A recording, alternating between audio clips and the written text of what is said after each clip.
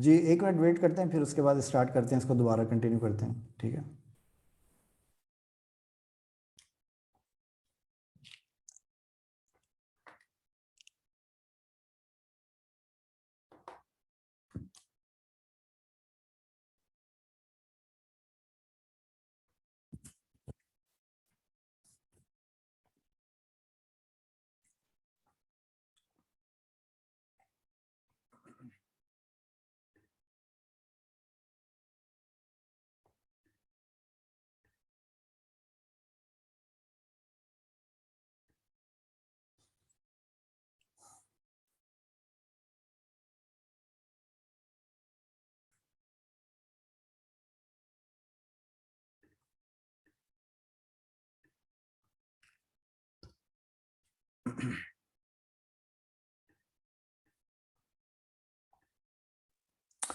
Okay, चलें तो फिर स्टार्ट करते हैं इसको।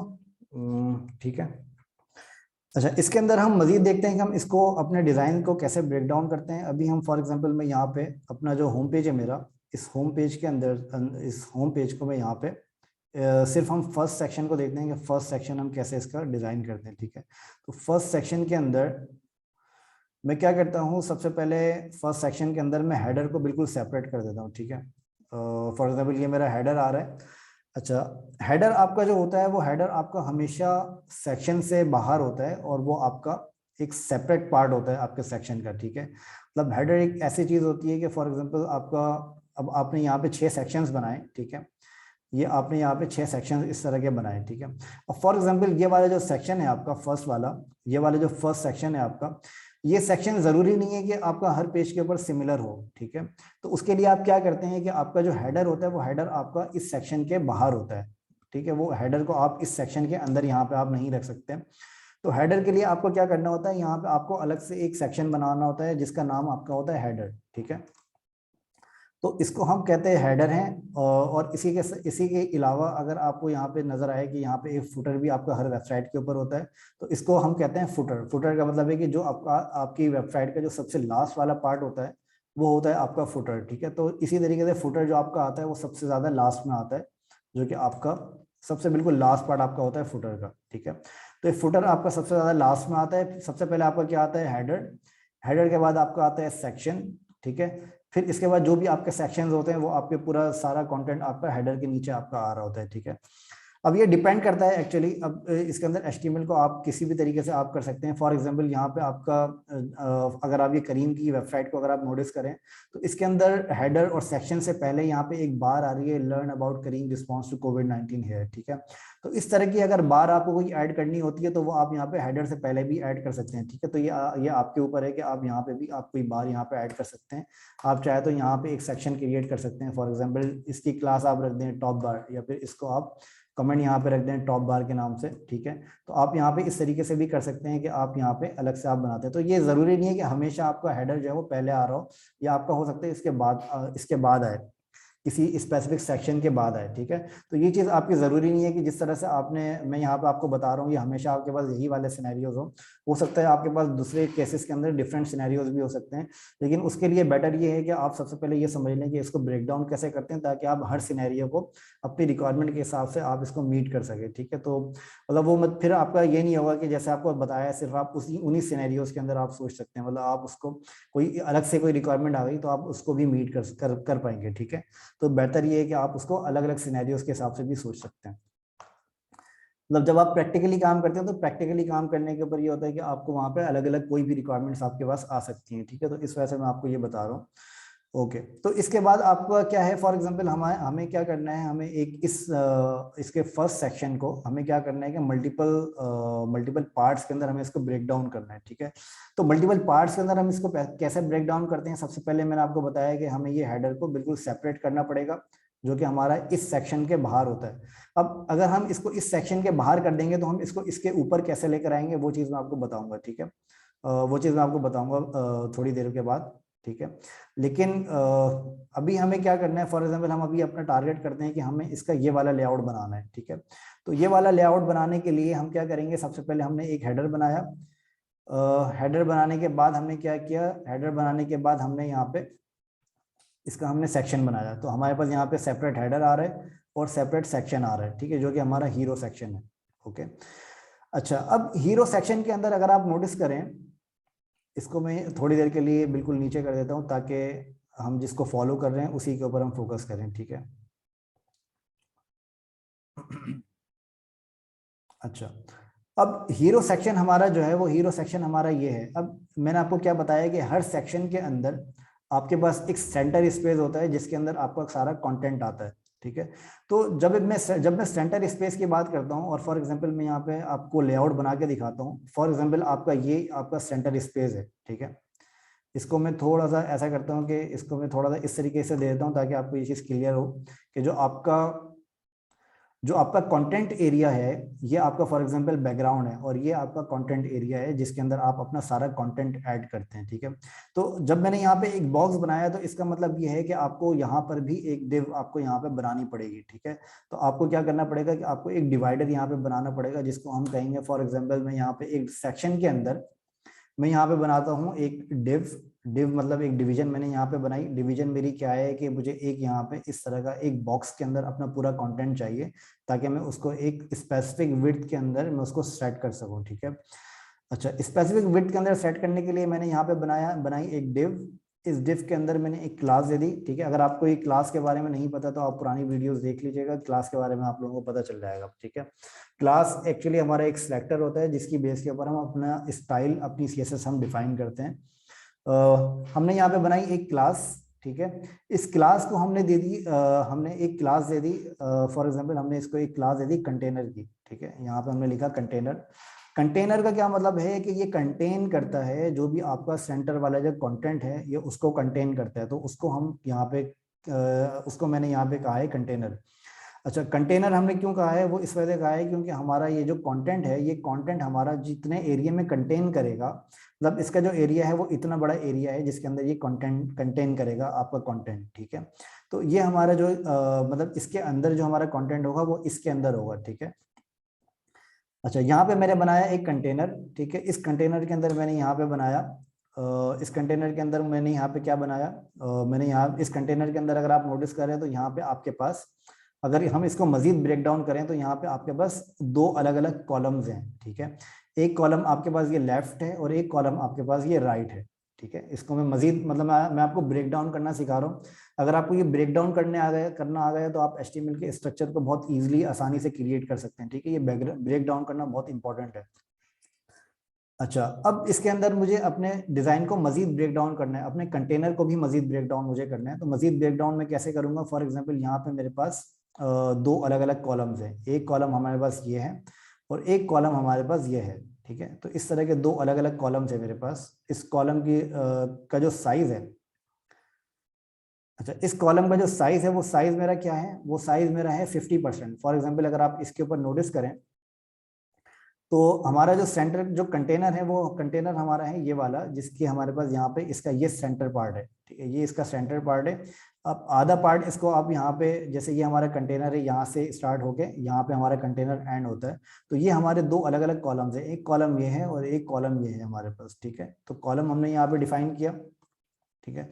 कॉलम हमने यहाँ पे डिफाइन किया कि एक लेफ्ट साइड की तरफ हमारा क्या होगा, लेफ्ट साइड की तरफ हमारा ये हेडिंग और डिस्क्रिप्शन और ये बटन्स होंगे, और राइट साइड की तरफ क्या होगा, राइट साइड की तरफ हमारे पास ये पिक्चर होगी जो कि हमें लगानी होगी, ठीक है।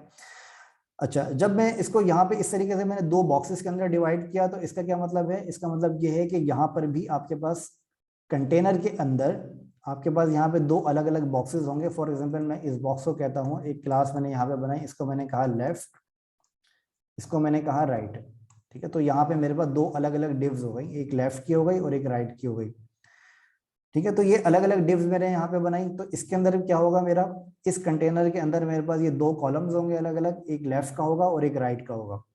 लेफ्ट कॉलम के अंदर हमारे पास क्या होगा, लेफ्ट कॉलम के अंदर हमारे पास हेडिंग होगी, पैराग्राफ होगा और ये दो बटन्स होंगे, ठीक है।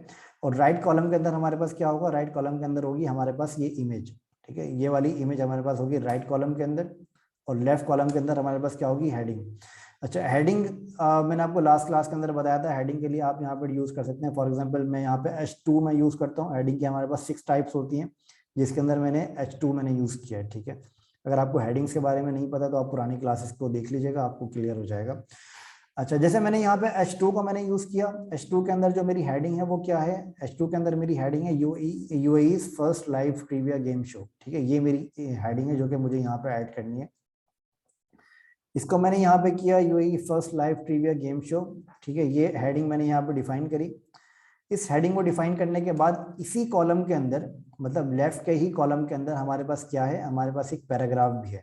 ठीक है, हेडिंग के बाद, मतलब ये हमारे पास एक लेफ्ट कॉलम है, इस लेफ्ट कॉलम के अंदर ये हेडिंग है, इस हेडिंग के बाद हमारा ये एक पैराग्राफ है। ठीक है, ये पैराग्राफ हमने यहाँ पे बनाया, जिसको हम पी के नाम से पैराग्राफ कहते हैं। ठीक है, ये पैराग्राफ के अंदर जो हमने टेक्स्ट लिखा वो हमने लिखा ये वाला, challenge your friends and frenemies to the hottest trivia game, do you have what it takes to win. ठीक है, तो ये हमने यहाँ पे एक पैराग्राफ यहाँ पे लिखा जो कि हमारे पास हमारे डिजाइन के अंदर है। ठीक है, अच्छा, पैराग्राफ के बाद आपके पास आते हैं दो बटन्स, जो जो दो बटन्स आपके पास हैं वो भी आपके पास लेफ्ट कॉलम के अंदर ही है। जैसे ये आपके पास लेफ्ट कॉलम है, इस लेफ्ट कॉलम के अंदर आपके पास दो बटन्स हैं, एक रजिस्टर नाउ का, एक हाउ इट वर्क्स का। ठीक है, अच्छा, ये जो दो बटन्स आपके पास आ रहे हैं, इन दो बटन्स के अच्छा, अब अगर हम इसको मजीद डिवाइड करें, तो जैसे आपने कॉलम को यहाँ पे डिवाइड किया है, आपने इनको दो कॉलम्स के अंदर डिवाइड किया है, इसको भी आप दो कॉलम्स के अंदर डिवाइड कर सकते हैं। फॉर एग्जांपल आपके पास यहाँ पे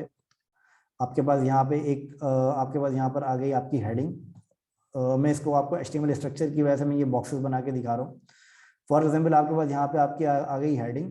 ठीक है, और ये आपके पास आ गया आपका पैराग्राफ, फॉर एग्जाम्पल। ठीक है, ये आपका आ गया पैराग्राफ, ये HTML स्ट्रक्चर मैं आपको बता रहा हूँ, मैं यहाँ पे लिख नहीं रहा। ठीक है, ये आपका आ गया पैराग्राफ, मतलब ये समझे आप इसको डिव कंसिडर करें या आप इसको H1 और पैराग्राफ कंसिडर करें। ठीक है, ये आपका फॉर एग्जाम्पल H2 आ गया, ये आपका पैराग्राफ आ गया। ठीक है, अब इस पैराग्राफ के बाद आपके पास नीचे आते हैं दो बटन्स। ठीक है, इसका साइज मैं थोड़ा सा बढ़ा देता हूँ। फॉर एग्जांपल यहाँ पे आपके पास आते हैं दो बटन्स। अब दो बटन्स को भी अगर आप ब्रेक डाउन करें तो आपके पास यहाँ पे दो बटन्स के भी अलग अलग कॉलम्स हैं, जिसके अंदर आपके पास एक लेफ्ट है और एक राइट है। लेफ्ट के अंदर आपने यहाँ पे लगाया रजिस्टर नाउ, और राइट के अंदर आपने यहाँ पे लगाया हाउ इट वर्क्स। ठीक है, तो ये आपके पास यहाँ पे दो अलग अलग कॉलम्स है जो कि आपने यहाँ पे बनाए। अच्छा, अब ये वाला जो स्ट्रक्चर आपने यहाँ पे बनाया है, इसी स्ट्रक्चर को मुझे यहाँ पे HTML के अंदर बनाना है। HTML के अंदर बनाने के लिए मैं सिंपली क्या करूंगा, मैं सिंपली ये करूंगा, सबसे पहले मैं यहाँ पे इसको ऐसे करूंगा कि सबसे पहले मैं यहाँ पे क्या करूंगा कि एक मैंने यहाँ पे बनाया लिंक, या फिर एक मैंने यहाँ पे बनाया बटन। ठीक है, अब अच्छा, अब यहाँ पे मेरे पास बटन के ये जो बटन का टैग है आपका, ये बटन का टैग आपका ये डिफाइन करता है कि ये जो आपका जो लिंक है ये आपका बटन है या फिर ये लिंक है। मतलब आपके पास बटन्स के भी दो तरह के टाइप्स होते हैं। एक आपका मतलब जो आपके कॉल टू एक्शंस होते हैं उसके दो तरह के टाइप्स होते हैं, एक आपका बटन होता है और एक आपका लिंक होता है। ठीक है, अच्छा, बटन्स और लिंक के अंदर क्या डिफरेंस होता है ये चीज मैं आपको बाद में बताऊंगा क्या डिफरेंस होता है, क्योंकि वो थोड़ा सा और ज्यादा कॉम्प्लेक्स हो जाएगा। अभी मैं सिर्फ आपको स्ट्रक्चर बनाने का बता रहा हूँ कि स्ट्रक्चर को आप कैसे डिवाइड करते हैं। अच्छा, अब अगर आप एक चीज नोटिस करें जो कि बहुत इंपॉर्टेंट है, अब अगर आप एक चीज को नोटिस करें वो ये है कि जब हमने इसको ये दो कॉलम हमने यहाँ पे बनाए HTML के अंदर, फॉर एग्जांपल एक लेफ्ट का और एक राइट का। ठीक है, ये दो कॉलम हमने यहाँ पे बनाए, इसको भी मैं यहाँ पे कमेंट कर देता हूँ, लेफ्ट और ये एक राइट। ठीक है, तो ये दो कॉलम जो हमने यहाँ पे बनाए, तो इसके अंदर आप लोग अगर नोटिस करें तो ये दोनों कॉलम्स हमारे पास एक रॉ के अंदर आ रहे हैं, और वो रॉ है हमारे पास कंटेनर की। ठीक है, तो आप जब यहाँ पे कोई भी डिजाइन बनाते हैं, फॉर एग्जांपल आपके पास जब यहाँ पे मल्टीपल कॉलम्स होते हैं तो उनको आपको अलग अलग रॉ के अंदर रखना जरूरी होता है। फॉर एग्जांपल आपके पास यहाँ पे दो अलग अलग कॉलम्स हैं। ठीक है, इस तरह के, तो इन दोनों कॉलम्स को आप एक अलग बॉक्स आप यहाँ पे बनाएंगे और उस बॉक्स के अंदर आप इनको रखेंगे ताकि ये अलग अलग रॉ कंसिडर हो। ठीक है, बॉक्स आपने यहाँ पे बनाया। ठीक है, तो ये दोनों बॉक्सेस को आपने क्या किया, एक अलग बॉक्स के एक अलग रॉ आपने बनाई। ठीक है, इस रॉ के अंदर आपने यहाँ पे दो अलग अलग कॉलम्स आपने बनाए फॉर एग्जांपल। ठीक है, तो अब HTML के अंदर भी आपको ये करना पड़ेगा कि फॉर एग्जांपल ये जो दो कॉलम्स आपके आ रहे हैं, कभी भी दो कॉलम्स बगैर रॉ के नहीं आ सकते, ये आप अपने जहन में रखें, कभी भी दो कॉलम्स आपके विदाउट रॉ नहीं आ सकते। ठीक है, जब भी आप किसी भी दो कॉलम को आप डिवाइड करेंगे या एक से ज्यादा कॉलम को जब भी आप डिवाइड करेंगे तो वो हमेशा आपकी एक रॉ के अंदर आ रहे होंगे फॉर। ठीक है, तो ये आपको अगर आप लोगों में से किसी ने बूटस्ट्रैप आपने यूज किया है तो उसके अंदर भी ये बेस्ट प्रैक्टिस होती है कि जो आपकी जो रॉ होती है बूटस्ट्रैप के अंदर, वो आपके कभी भी बगैर कॉलम के रॉ आपकी नहीं आती। ठीक है, तो रॉ को आपको हमेशा कॉलम के अंदर ही डिफाइन करना होता है। तो जो भी आप पे कॉलम्स होते हैं, फॉर एग्जांपल आपके वो 2 कॉलम हो, 5 कॉलम हो, 10 कॉलम हो, ठीक है, तो सारे कॉलम जितने भी आपके होते हैं वो आपके एक रॉ के अंदर आते हैं हमेशा, ठीक है। तो आप लोग इस बात को अपने जहन में रखें कि कभी भी आपकी जो कॉलम्स हैं वो आपकी विदाउट रॉ नहीं आते। तो अभी हमने यहाँ पे, अगर हम इस टेक्निक से अगर हम यहाँ पे देखें, इस सिनेरियो के अंदर अगर हम देखें, तो हमने यहाँ पे इन 2 कॉलम्स को यहाँ पे बना तो दिया, लेकिन इन दोनों कॉलम्स को हमने बगैर रॉ के हमने बनाया है, ठीक है, जो कि जो मैंने अभी आपको बताया उस सेंस के अंदर ये चीज़ गलत है, ठीक है। अच्छा, बगैर रॉ का क्या मतलब है? बगैर रॉ का मतलब ये है कि यहाँ पे मैंने यहाँ पे एक बटन बनाया और यहाँ पे मैंने दूसरा बटन बनाया। एक बटन मेरे पास हो गया हाउ इट वर्क्स का, सॉरी, एक बटन मेरे पास हो गया रजिस्टर नाउ का, सबसे पहले रजिस्टर नाउ, ठीक है। एक बटन मेरे पास हो गया हाउ इट वर्क्स, ठीक है। तो ये 2 बटन मैंने यहाँ पे बनाए, लेकिन अब अगेन मैं वही आपसे कहूंगा कि ये दोनों बटन अभी किसी भी रॉ के अंदर नहीं है, क्योंकि ये बटन अभी यहाँ पे ओपन रखे हुए हैं, जो कि आपके H2 पैराग्राफ और इसके बाद 2 कॉलम ये हमारे आ गए, ठीक है। इन दोनों कॉलम को एक रॉ में करने के लिए सिंपली मैं क्या करता हूँ, मैं सिंपली यहाँ पे एक डिव क्रिएट करूंगा, ठीक है। एक डिव का टैग मैंने लगाया जो कि मेरा डिवाइडर है। अब जाहिर है ये मेरा एक डिवाइडर है यहाँ पे, ठीक है। अब यहाँ पे जो मैंने आपको यहाँ पे स्टाइल बनाना बताया है, ये स्टाइल हमारा ये एक डिवाइडर है, जो कि आपको अगर इस तरीके से आप देखें तो ये आपको और ज्यादा आसानी होगी, ठीक है।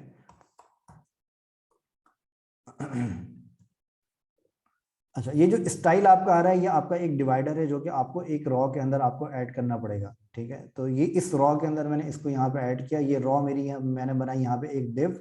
अब इस डिव के अंदर मैं क्या करूंगा, इन दोनों बटन्स को इस डिव के अंदर मैं यहाँ पे ऐड करूंगा, ताकि ये डिव मेरी एक रॉ के अंदर आ जाए, ठीक है। तो ये मैं आपको बेसिक HTML के स्ट्रक्चर में बता रहा हूँ, जो कि HTML का स्ट्रक्चर अगर आप ये बेसिक समझ जाएंगे तो जितना ही कॉम्प्लेक्स स्ट्रक्चर HTML का क्यों ना हो वो आप उसको ईजिली क्रिएट कर सकते हैं, ठीक है। तो ये स्ट्रक्चर समझना बहुत ज़्यादा ज़रूरी है। देखें, आपका जो स्टाइल, जो CSS, जो आपका जो स्टाइल होता है, जो CSS होती है, जो डिज़ाइन होता है, वो आपका आता है सबसे आखिर में, ठीक है। तो सबसे पहले जो मैं कहता हूँ वो ये कहता हूँ कि सबसे पहले आप HTML का स्ट्रक्चर अगर आपने प्रॉपर तरीके से बना लिया तो CSS को आप बहुत आसान तरीके से आप बना सकते हैं, ठीक है। आसान तरीके से आप कैसे बना सकते हैं वो हम इंशाल्लाह अपनी नेक्स्ट आगे वाली क्लासेस के अंदर हम देखेंगे। अभी अगर आप लोगों का इसके अलावा इसके अंदर अगर आप लोगों का कोई क्वेश्चन है तो आप लोग मुझसे पूछ सकते हैं, ताकि मैं जो है वो आगे थोड़ा सा आप लोगों को CSS के बारे में बताऊंगा किस तरीके से हम इसके ऊपर CSS अप्लाई करेंगे। जी, आप लोगों के अगर कोई क्वेश्चन है तो मुझसे पूछ लें प्लीज़। ये मुझे लग रहा है थोड़ा सा ज़्यादा कॉम्प्लेक्स हो गया, अगर नहीं है कॉम्प्लेक्स तो मुझे प्लीज़ बता दें कि आप लोगों को समझ में आ रहा है और आसान है। सर ये थोड़ा सा बता दें कि ये बक्स कहाँ से क्रिएट करते हैं सर, क्योंकि डिव के अंदर बक्स और ये कॉलम और ये सारे बक्स बक्स बक्स जो आ रहे हैं, तो सर ये कहाँ से ये वाले बॉक्स, लेके। जी सर। देखें ये वाले बॉक्स मैंने जैसे आपको बताया कि ये वाले बॉक्स सिर्फ मैंने आपको समझाने के लिए लगाए हैं, ठीक है। ये वाले बॉक्स आपको नॉर्मल HTML के अंदर इन बॉक्सेस की जरूरत नहीं पड़ेगी, ठीक है। तो नॉर्मल HTML के अंदर आपको देखने से ही समझ में आ जाएगा कि आपका HTML का जो स्ट्रक्चर है वो किस तरह का बनेगा, ठीक है। अब फॉर एग्जाम्पल आप यहाँ पे अगर इसका HTML स्ट्रक्चर देखते हैं, तो अगर आपको HTML CSS के बारे में नॉलेज है तो आप इजीली यहाँ पे समझ जाएंगे कि इस HTML स्ट्रक्चर के अंदर आपके पास यहाँ पे एक ये सेक्शन आ रहा है जो कि आपका हेडर है, आपके पास एक ये सेक्शन आ रहा है जो कि आपका एक सेक्शन है, फिर उसके बाद एक कंटेनर आ रहा है, फिर आपके पास ये 2 कॉलम्स आ रहे हैं। तो ये सिर्फ मैंने आपको समझाने के लिए यहाँ पे आपको बताया है। अगर आप इसको अपने तौर पे बनाना चाह रहे हैं तो आप फिग्मा एक सॉफ्टवेयर है जिसको आप आसान तरीके से आप यूज़ कर सकते हैं, ठीक है। अगर आपको इस सॉफ्टवेयर को यूज़ करना देखना है तो फिर आप लोग मुझसे उसकी वीडियोस ले लें, तो उसकी भी मेरे पास अलग से वीडियोस पड़ी हैं फिग्मा की, तो वो देख के आप लोग इसको समझ सकते हैं, ठीक है। और कोई इसके अलावा आप में से किसी का कोई क्वेश्चन कुछ समझ में नहीं आया हो तो मैं उसको दोबारा समझा दूं। सर ये 440 × 56 ये जो आ रहा है ये क्या है सर? ये विड्थ है? क्या, ये आपका आ रहा है जो आपका ये जो बॉक्स आपका बना हुआ है, ये जो आपको बाउंडिंग बॉक्स नजर आ रहे हैं, ये इसका साइज है 440 और 58, ठीक है। ये फिग्मा तो के अंदर सर आ रहा है, ये आपको HTML में देने की जरूरत नहीं होती है, ठीक है। ये डिव में CSS पे देनी पड़ेगी हमें?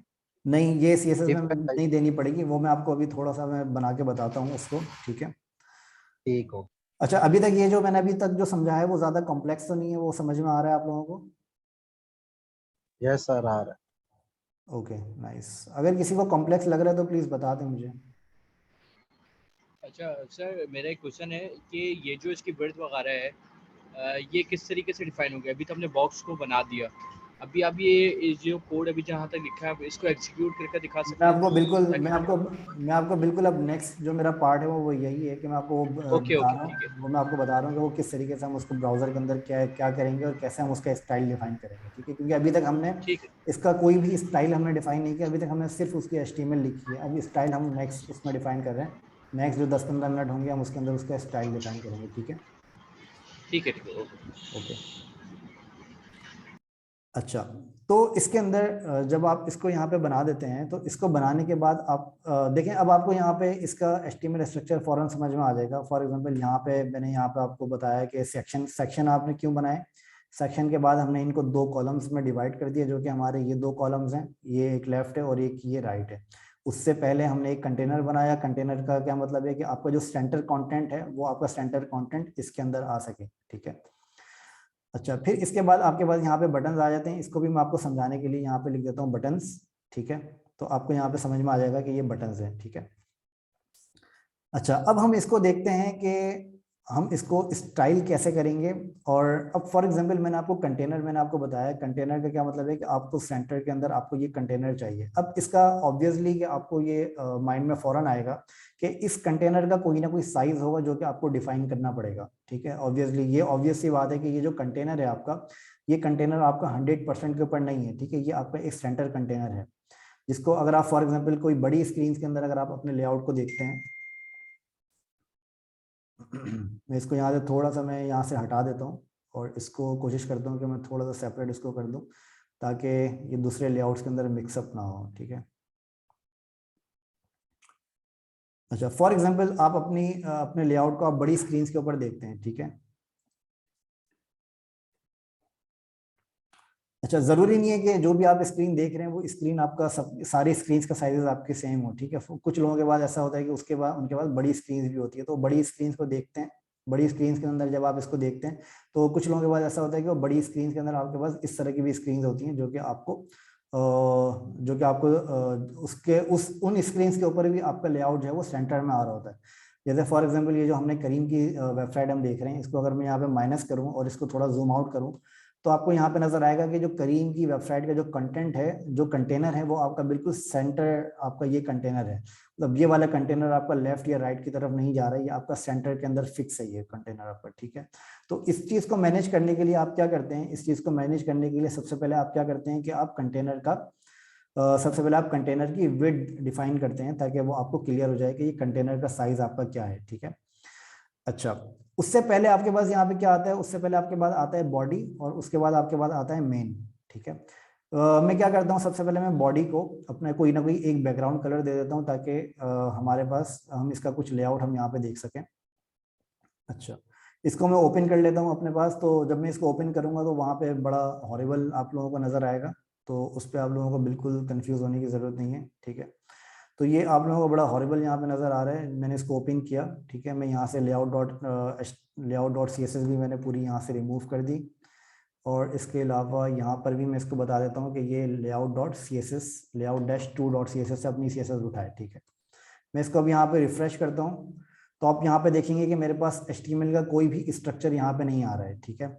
तो जैसे मैंने आपको बताया कि HTML का स्ट्रक्चर तो आपने यहाँ पे बना दिया और इसको अगर आप यहाँ पे देखेंगे तो आपको यहाँ पे नजर भी आएगा ये, ठीक है? लेकिन अभी तक हमने चूंकि अभी तक हमने CSS अप्लाई नहीं करी तो HTML का कोई भी स्टाइल आपको यहाँ पे नजर नहीं आएगा, वो हमें स्टाइल करना पड़ेगा, ठीक है? तो वो स्टाइल करने के लिए मैं सिंपली क्या करता हूँ, सबसे पहले मैं ये करूंगा कि मैं बॉडी को इसका एक बैकग्राउंड कलर में यहाँ पे अप्लाई करूंगा, ठीक है?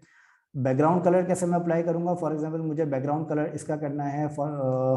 बैकग्राउंड कलर अप्लाई करने के लिए अगर आप लोगों को इन टैग्स के बारे में नहीं पता तो मेरी पुरानी क्लासेस को देख लीजिएगा, उसके अंदर आप लोगों को ये नजर आ जाए, ये पता चल जाएगा कि ये टैग्स किस तरीके से आप अप्लाई करते हैं और क्या होते हैं, ठीक है? तो बहुत आसान तरीके से समझाया हुआ, उम्मीद है आप लोगों को वो चीज़ समझ में आ जाएगी, ठीक है?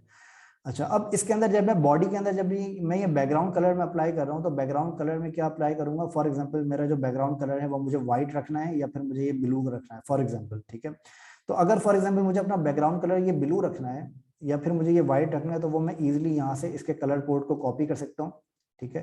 इसका कलर कोड मैंने यहाँ से कॉपी किया और यहाँ पे मैंने पेस्ट कर दिया। तो अब आप यहाँ पे अगर मैं इसको रिफ्रेश करूँ अपने पेज को, तो आपको ये नजर आएगा कि यहाँ पे जो मेरा बैकग्राउंड कलर है वो मेरा व्हाइट से हट के थोड़ा सा ब्लू की साइड पे चला गया है। ठीक है, मैं इसको अगर थोड़ा सा और डार्क कर दूंगा तो आप लोगों को यहाँ पे और ज्यादा डार्क नजर आएगा। ठीक है, ये आपको और ज्यादा डार्क नजर आएगा। ये सिर्फ मैंने डार्क इसलिए किया है ताकि आप लोगों को पता चल जाए कि ये चेंज हो गया, अदरवाइज वरना कुछ लोगों के पास अगर ब्राइट स्क्रीन है तो वो व्हाइट ही नजर आ रहा होगा। ठीक है, तो वापस मैंने इसको रिवर्ट कर दिया, जो कि आपका बिल्कुल ये लाइट बैकग्राउंड कलर है, जो कि लाइट ब्लू कलर है आपका। ठीक है, अच्छा, ये करने के बाद जैसे मैंने आपको बताया कि आपको क्या करना है, आपको एक कंटेनर, सेंटर वाला एक कंटेनर आपको डिफाइन करना है। सेंटर वाला कंटेनर डिफाइन करने के लिए आपको क्या करना पड़ेगा, आपको एक कंटेनर की विड्थ आपको अप्लाई करनी पड़ेगी। विड्थ आप किसके अंदर अप्लाई करते हैं, विड्थ आप अप्लाई करेंगे क्लास के ऊपर, जो कि कंटेनर की क्लास है। अच्छा, ये क्लास मैंने क्यों बनाई है, ये मैं आपको बताता हूँ कि क्लास हमने क्यों बनाई है। अच्छा, पहले मैं ये कंटेनर की विड्थ डिफाइन करता हूँ, उसके बाद मैं आपको ये क्लास का कॉन्सेप्ट समझाता हूँ कि ये मैंने क्यों बनाया, ताकि आपको ये चीज़ क्लियर हो जाए। अच्छा, इसको मैंने विड्थ यहाँ पे डिफाइन करी। अच्छा, विड्थ मुझे कितनी डिफाइन करनी है, विड्थ डिफाइन करने का सबसे आसान तरीका ये है कि आप यहाँ पर एक बॉक्स, जो आप यहाँ पे एक बॉक्स बनाएं और उस बॉक्स के अंदर आप देखें कि इसकी विड्थ कितनी आपके पास आ रही है, ताकि आप एग्जैक्टली जो डिज़ाइन आपको मिला है उसी डिज़ाइन को आप आगे फॉलो कर सकें। अदरवाइज ऐसा होगा कि वो डिज़ाइन तो आपका अच्छा बना है, लेकिन आपने जब उसको HTML में कन्वर्ट किया तो वो डिज़ाइन आपका फिर ख़राब हो गया। ठीक है, तो वो इस तरह से का नहीं होना चाहिए। तो एग्जैक्टली जो डिज़ाइन के अंदर आपकी प्रॉपर्टीज जो डिफाइन करी हुई है वही आपको फॉलो करना पड़ेगा, वही आपको फॉलो करना चाहिए, जो कि आपकी बेस्ट प्रैक्टिस होती है, जिसको आप पिक्सल परफेक्ट डिज़ाइन भी आप कहते हैं। ठीक है, तो अब यहाँ पे जब मैंने ये बॉक्स यहाँ पे बनाया तो इससे मुझे ये पता चला कि ये जो सेंटर वाली जो मेरी रेड लाइन है, ये रेड लाइन मेरी, इसकी विड्थ कितनी है, इसके ड्यूरेशन की, वो यहाँ पे आपको लिखी हुई नजर आएगी W के बराबर में, जो कि 1160 है। ठीक है, मैंने क्या किया, यहाँ पे मैंने कंटेनर की विड्थ डिफाइन करी, जो कि मेरी है 1160 px। मतलब ये जो विड्थ आपको मिलती है ये आपको पिक्सल के अंदर मिलती है, जैसे आपका पॉइंट या इंचेस होता है इसी तरीके से आपका पिक्सल भी होता है। ठीक है, मैंने यहाँ पे डिफाइन की विड्थ 1160। ठीक है, अब मैं यहाँ पे क्या करता हूँ, मैं यहाँ पे इसको रिफ्रेश करता हूँ। रिफ्रेश करने से आपको कोई फर्क तो यहाँ पे नजर नहीं आएगा, लेकिन जब मैं यहाँ पे इसको बॉर्डर अप्लाई करूंगा, फॉर एग्जांपल मैं इसको टेस्ट करने के लिए मैंने यहाँ पे अप्लाई किया बॉर्डर 1 पिक्सल और रेड। ठीक है, अब अगर मैं यहाँ पे इसको रिफ्रेश करूंगा तो आपको यहाँ पे नजर आएगा कि जो मेरी विड्थ है वो यहाँ पे अब 100% पे नहीं है, वो विड्थ यहाँ पे मेरी अब फिक्स हो चुकी है सेंटर वाले पार्ट के लिए। ठीक है, लेकिन अभी भी ये सेंटर में नहीं आ रहा है, अभी भी ये लेफ्ट साइड के ऊपर आ रहा है। ठीक है, सेंटर में लाने के लिए क्या करना होगा आपको, सेंटर में लाने के लिए इसकी एक प्रॉपर्टी होती है मार्जिन। मार्जिन की एक प्रॉपर्टी होती है, मार्जिन की प्रॉपर्टी के अंदर आपके पास कुछ और भी इसकी वैल्यूज होती हैं जो कि आपको डिफाइन करनी होती है। फॉर एग्जांपल इसके अंदर अगर मैं दो वैल्यूज डिफाइन करता हूँ, मैं यहाँ पे डिफाइन करता हूँ 0 और मैं डिफाइन करता हूँ फॉर एग्जांपल 100 पिक्सल। ठीक है, अच्छा, अब अगर मैं इसको रिफ्रेश करता हूं तो आपको यहाँ पे नजर आएगा कि ये यहाँ से लेफ्ट साइड से 100 पिक्सल का इसने गैप यहाँ से दे दिया, जो कि मैंने यहाँ पे 100 पिक्सल डिफाइन किया। अच्छा, अब अगर मैं इसको यहाँ से जूम आउट करूंगा तो आपको ये अभी भी सेंटर में नजर नहीं आएगा। सेंटर में क्यों नजर नहीं आएगा, क्योंकि मैंने यहाँ पे सिर्फ 100 पिक्सल का गैप डिफाइन किया है, जो कि इसने सही अप्लाई किया, लेकिन सेंटर में तो मैंने अभी नहीं किया। ठीक है, सेंटर में करने के लिए आपको क्या करना होता है। अच्छा, उससे पहले मैं आपको ये बता दूं कि ये जो दो वैल्यूज मैंने यहाँ पे डिफाइन करी है, इसका मतलब ये होता है कि जो हमारी ये जो फर्स्ट वैल्यू आ रही है इसका मतलब होता है टॉप और बॉटम, और इसका मतलब होता है लेफ्ट और राइट। मतलब ये आपकी वर्टिकल होती है और ये आपकी हॉरिजॉन्टल वैल्यूज होती हैं। मतलब आपको वर्टिकल कितना स्पेस देना है और आपको हॉरिजॉन्टल कितना स्पेस देना है, ये आप स्पेस देते हैं तो इससे आपकी दो अलग अलग वैल्यूज डिवाइड हो जाती हैं। ठीक है, तो 0 का मतलब है कि आपने 0 पे कोई स्पेस नहीं दिया, और 100 का मतलब है कि आपने लेफ्ट साइड से और राइट साइड से 100 का गैप आपने दे दिया। ठीक है, अच्छा, अभी मेरे पास जो ऊपर स्पेस आ रहा है ये स्पेस मेरे पास आ रहा है बॉडी का। ठीक है, बॉडी के अंदर मैं इसको अप्लाई कर देता हूँ, फॉर एग्जांपल पैडिंग 0 और मार्जिन 0। ठीक है, और इसके साथ साथ बॉडी के साथ साथ मैं अप्लाई कर देता हूँ HTML के ऊपर भी। ठीक है, तो अब आपको ये गैप यहाँ पे नजर आएगा 0 बिल्कुल, जो कि आपको पहले यहाँ पे आपको ऊपर थोड़ा गैप नजर आ रहा था, अब आपको यहाँ पे वो गैप बिल्कुल खत्म हो गया। ठीक है, अच्छा, अब यहाँ पे मैं इसको बताता हूँ आपको ये सेंटर में कैसा आएगा। सेंटर में लाने के लिए जो हमारी जो सेकंड वैल्यू है मार्जिन की, सेकंड वैल्यू को हमें स्पेसिफिक वैल्यू देने के बजाय हमें यहाँ पे इसको करना होगा ऑटो। ठीक है, ऑटो करने के बाद जब आप इसको रिफ्रेश करेंगे तो ये ऑटोमेटिकली आपका जो बॉक्स है कंटेनर वाला जिसको हमने विड्थ अप्लाई करी है, वो ऑटोमेटिकली हमारा बॉक्स सेंटर के अंदर आ जाता है। ठीक है, अब अगर आप इसको जितना भी ज्यादा जूम आउट या जूम इन कर लें, वो अब हमेशा आपका सेंटर में ही रहेगा वो वाला बॉक्स आपका, ठीक है। अच्छा, अब इसके बाद मैं क्या करता हूँ, इसके बाद सबसे पहले मैं ये करूंगा कि अब मुझे यहाँ पे दो अलग अलग कॉलम्स यहाँ पे मुझे डिवाइड करने हैं, ठीक है। दो अलग अलग कॉलम्स डिवाइड करने के इससे पहले मेरे पास यहाँ पे एक और मैंने बनाया था सेक्शन, ठीक है। अगर आप यहाँ पे देखेंगे कंटेनर से पहले, तो कंटेनर से पहले आपको यहाँ पे एक नजर आएगा सेक्शन, ठीक है। आप यहाँ पे layout2.html पे जाते हैं, यहाँ पे आपको नजर आता है एक सेक्शन, ठीक है। इस सेक्शन के ऊपर मैंने अभी आप नोटिस करें तो यहाँ पे मैंने कोई क्लास वगैरह अप्लाई नहीं करी, ठीक है।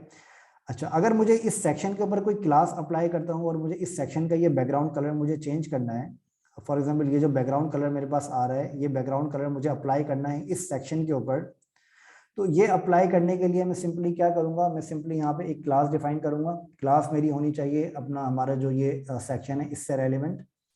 एक क्लास मैंने यहाँ पे अप्लाई करी फॉर एग्जांपल हीरो सेक्शन, ठीक है। अच्छा, क्लासेस के अंदर आप ये ध्यान में रखेंगे, क्लासेस के अंदर आपके पास स्पेशल कैरेक्टर्स नहीं होने चाहिए, और यहाँ पे क्लासेस के अंदर आपके पास गैप नहीं होना चाहिए, स्पेस नहीं होना चाहिए। स्पेस आप देते हैं तो उसका मतलब होता है कि वो सेपरेट क्लासेस आप अलग अलग क्लासेस आपकी हो जाती है। फॉर एग्जांपल अगर मैं यहाँ पे एक और क्लास दे देता हूँ ग्रेडियंट बीजी, ठीक है। अगर मैं ये क्लास दे देता हूँ तो फॉर एग्जांपल तो इसके अंदर इसका ये मतलब होता है कि ये क्लास आपकी अलग है और ये क्लास आपकी अलग है, तो ये दो अलग अलग क्लासेस आपकी बन जाती हैं, ठीक है। तो इस वजह से मैं आपसे कह रहा हूँ कि आप इसके अंदर स्पेस मत दीजिएगा, आप इसके अंदर हीरो सेक्शन की क्लास के ऊपर आप अपना स्टाइल अप्लाई करें। फॉर एग्जांपल यहाँ पे मैं स्टाइल अप्लाई करता हूँ हीरो सेक्शन के ऊपर, और हीरो सेक्शन के ऊपर मैं अप्लाई करता हूँ for example background dash image, ठीक है। और यहाँ पे मैं अप्लाई करता हूँ लीनियर ग्रेडियंट, ठीक है। लीनियर ग्रेडियंट के अंदर मेरे पास यहाँ पे ऑप्शन, अगर लीनियर ग्रेडियंट के लिए अगर आपको वैल्यू सही से मालूम करनी है तो उसके लिए सबसे आसान तरीका ये होता है कि आप यहाँ पे अगर फॉर एग्जांपल आपको वो वैल्यूज याद नहीं हो रही हैं, तो उसके लिए आप सिंपली क्या कर सकते हैं, आप यहाँ पे जाएं सेक्शन के ऊपर, अपना सबसे पहले आप राइट क्लिक करें और इंस्पेक्ट एलिमेंट करें, इंस्पेक्ट करें। इंस्पेक्ट करने के बाद आपके पास यहाँ पे डेवलपर टूल ओपन हो जाता है। आप यहाँ से सिंपल सिलेक्शन सेक्शन के टैग को सिलेक्ट करें और आप यहाँ पे अपने स्टाइल को आप यहाँ पे CSS को लिख सकते हैं, ठीक है। अब CSS को यहाँ पे लिखने के लिए आप यहाँ पे क्या करेंगे, सिंपल बैकग्राउंड डैश इमेज, इसके अंदर आपने बताया लीनियर ग्रेडियंट, ठीक है। अब लीनियर ग्रेडियंट के अंदर आपके पास यहाँ पे दो अलग अलग कलर्स आ रहे हैं, एक है आपके पास व्हाइट, एक है आपके पास ब्लैक और एक है आपके पास व्हाइट, ठीक है। अच्छा, इनके कलर्स को मैच करने के लिए आप सिंपली क्या करेंगे, आप अपना डिजाइन टूल, आप अपने डिजाइन के अंदर जाएंगे, डिजाइन के ऊपर जाने के बाद आप इसका कलर देखेंगे कि ये कलर कौन सा आपने अप्लाई किया है, ठीक है। ये कलर देखने के सबसे आसान तरीका ये है कि आप इस कलर को सिलेक्ट करें। इस कलर को सिलेक्ट करने के बाद आपके पास यहाँ पे दोनों अलग अलग कलर्स आ रहे हैं, ठीक है। आप इस कलर को सिलेक्ट करें और यहाँ पे आप इस कलर का कोड कॉपी करें। फॉर एग्जांपल आपने इस कलर का कोड कॉपी करके ब्लैक की जगह यहाँ पे एंटर कर दिया, और आपने इसका ये वाला कोड कॉपी किया और ये आपने यहाँ पे सेकंड कलर के अंदर रिप्लेस कर दिया, ठीक है। अब सिंपल आप क्या करें, सिंपली आप यहाँ पे इसको सिलेक्ट करें और सिलेक्ट करके आप यहाँ पे इसको रिप्लेस कर दें अपने हीरो सेक्शन के अंदर, ठीक है। तो अब आपको क्या होगा कि आपके पास ये बैकग्राउंड इमेज के अंदर आपके पास ये ग्रेडियंट जो आपने अप्लाई किया है ये आपको वहाँ पे एज इट इज आपको यहाँ पे नजर आ जाएगा। जब मैं इसको रिफ्रेश करूंगा तो ये आपको एज इट इज ये बैकग्राउंड कलर आपको यहाँ पे नजर आ जाएगा, ठीक है। अच्छा, क्लास को यहाँ पे एंड करें या कंटिन्यू रखें, क्या करें गाइस? सर एंड कर दे, ये काफी है सर। काफी है, चलें ठीक है। आप लोगों के कोई क्वेश्चन है तो मुझे बता दें प्लीज।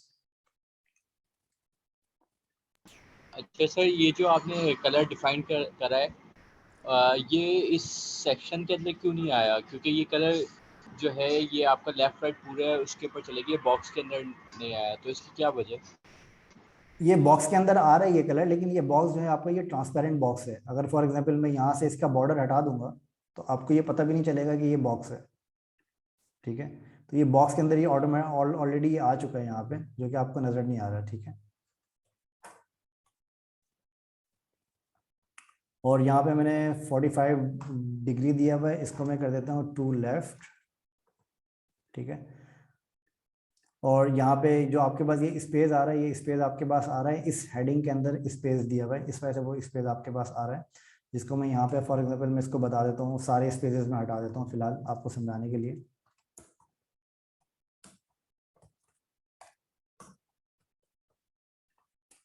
ठीक है, अब आप यहाँ पे अगर नोटिस करेंगे तो आपको यहाँ पे नजर आ जाएगा। अच्छा, अब ये जो मार्जिन मैंने यहाँ से हटा दिया तो ये मार्जिन इसके अंदर से भी हट गया, तो इसको मैं H2 कर देता हूँ। ठीक है, अब आपको ये सेक्शन नजर आ रहा है पूरा, ये बिल्कुल सेक्शन आपका पूरा 100% के ऊपर आ रहा है, राइट?